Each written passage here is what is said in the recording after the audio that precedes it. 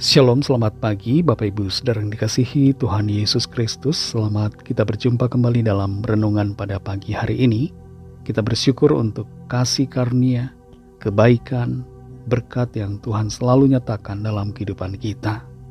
Tuhan ada dan selalu ada harapan atas kita semua yang percaya kepadanya. Sebelum kita mendengarkan kebenaran firman Tuhan, mari kita berdoa.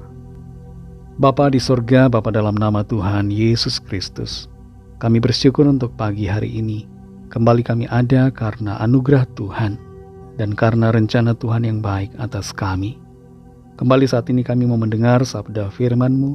Urapi kami Roh Kudus supaya kami mengerti dan sungguh-sungguh mentaati apa yang menjadi kehendak-Mu bagi kami. Dalam nama Tuhan Yesus kami berdoa. Haleluya, amin. Saudara yang dikasihi Tuhan, ayat firman Tuhan saat ini terdapat dalam 1 Korintus 15 ayat 9 dan ayat 10 bagian A. Tertulis demikian. Karena aku adalah yang paling hina dari semua rasul, bahkan tidak layak disebut rasul, sebab aku telah menganiaya jemaat Allah. Tetapi karena kasih karunia Allah, aku adalah sebagaimana aku ada sekarang.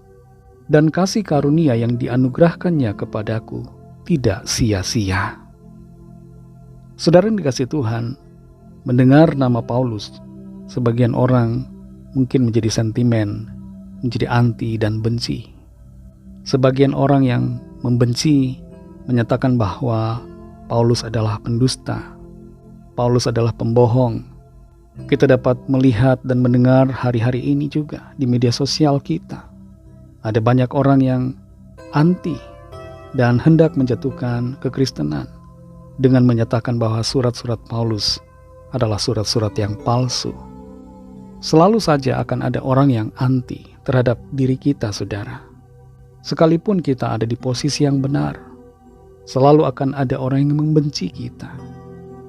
Dari segi arti, nama Paulus mempunyai makna humble atau rendah hati, juga punya arti kecil.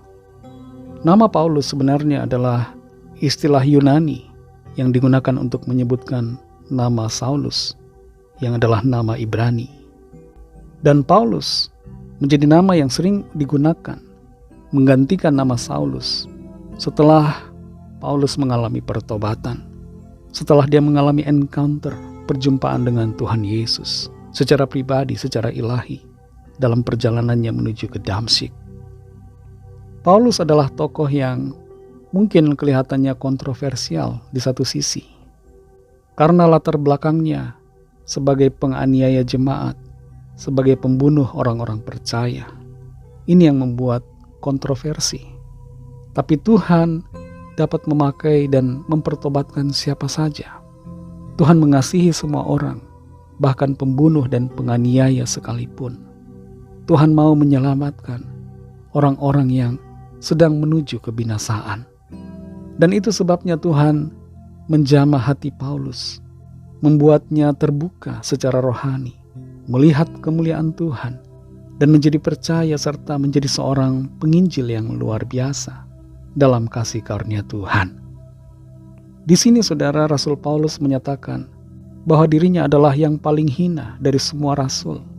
Bahkan dia merasa tidak layak disebut rasul, sebab dia telah menganiaya jemaat Allah. Dia merasa dirinya tidak layak, saudara. Keberadaannya dia sadari sebagai kasih karunia Allah. Paulus tidak berhenti hanya menjadi seorang yang percaya, tapi dia giat mengerjakan panggilan Tuhan dalam hidupnya. Dia bahkan rela mati bagi Tuhan. Meskipun dia harus alami banyak tantangan, persoalan. Meskipun ia harus mengalami kekurangan, penderitaan, bahkan penjara. Tapi Paulus tidak goyah dalam imannya kepada Tuhan. Saudara yang dikasihi Tuhan, bagaimana dengan diri kita masing-masing? Adakah di antara kita yang saat ini bertanya-tanya, Tuhan, mengapa ketika aku menjadi percaya kepadamu Tuhan Yesus, justru hidupku banyak mengalami penderitaan, banyak mengalami tantangan, Hidupku dulu nyaman, sekarang kok malah menderita. Banyak masalah. Hidupku yang dulu rasanya jauh lebih enak dibandingkan sekarang ketika aku percaya kepada Tuhan Yesus. Adakah di antara kita yang punya pertanyaan demikian, yang merasakan hal yang seperti itu? Mari saudara miliki sikap iman yang benar. Tetap percaya kepada Tuhan dalam segala keadaan kita. Jangan biarkan tantangan dan persoalan membuat iman kita gugur. Jangan biarkan keadaan yang sulit membuat kita melepaskan Tuhan Yesus.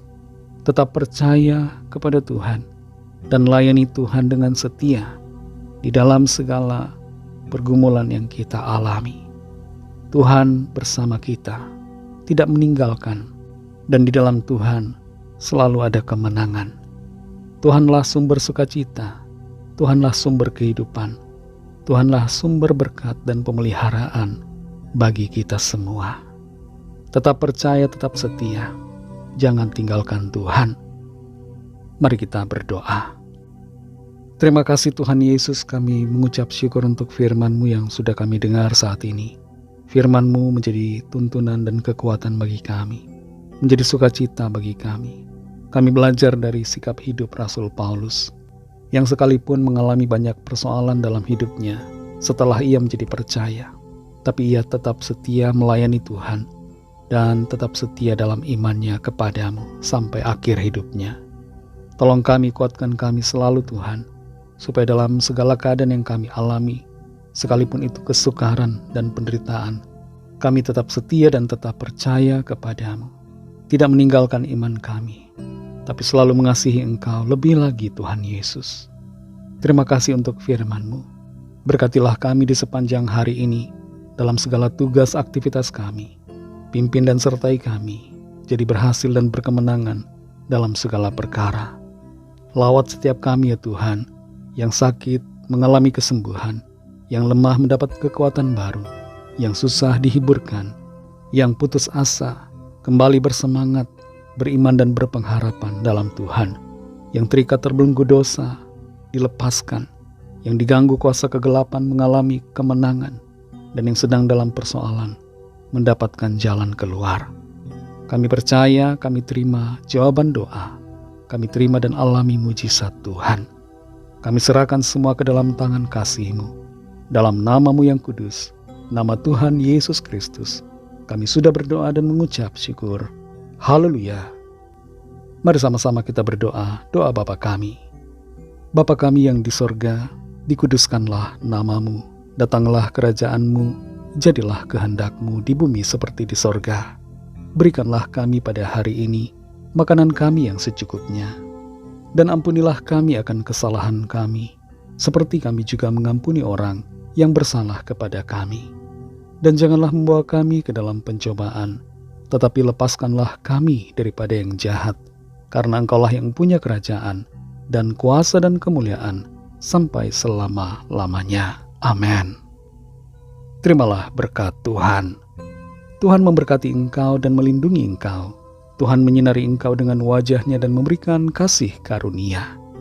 Tuhan menghadapkan wajah-Nya kepadamu dan memberikan damai sejahtera. Berkat anugerah Allah Bapa, kasih karunia dari Tuhan Yesus Kristus, dalam persekutuan dengan Roh Kudus, menyertai kita semua, sekarang ini dan sampai Maranatha Tuhan Yesus datang kembali, dan bahkan sampai selama-lamanya. Dalam berkat nama Tuhan Yesus Kristus, haleluya, amin.